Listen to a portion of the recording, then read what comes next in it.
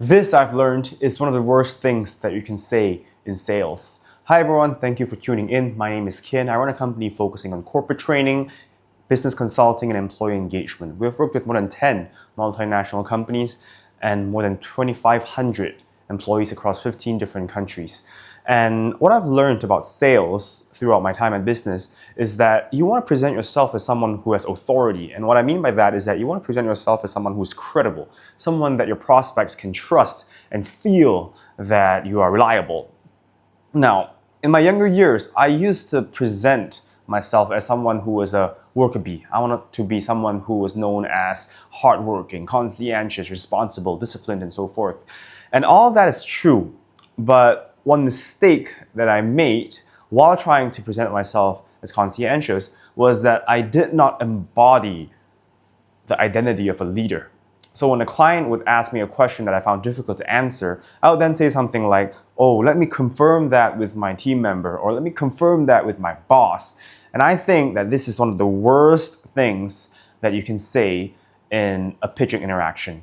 Because when you say that, what you're essentially saying is that, hey, I'm someone who is not able to make decisions, and what that implies is that you're probably wasting your time speaking with me because everything that I'm promising right now probably wouldn't be able to materialize.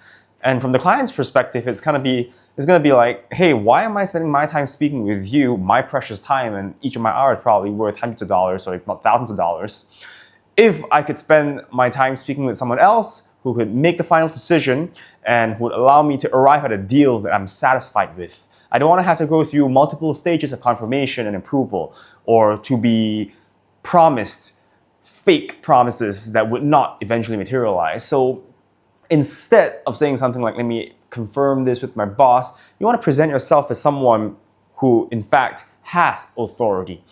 And there will be cases, of course, when you're not able to make the final decision, but you don't want to make that explicit or known to the client. Instead, you could say something along the lines of, hey, the math doesn't seem really correct. Let me get back to you with that. Or I will need to spend some time thinking about this before I make a confirmation.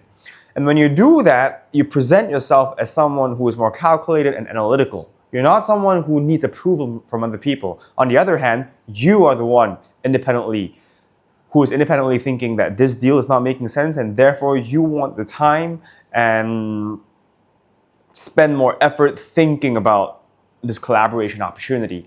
And when you do that, suddenly you're not someone who is a waste of time to the client. You're someone who can actually make the final decision, and you're someone, for lack of a better term, worth talking to. And this is something that I've learned about sales, and I think the next time we speak, we want to make sure that we present ourselves as someone who's credible, who has authority, and who is worth the precious time of our prospects.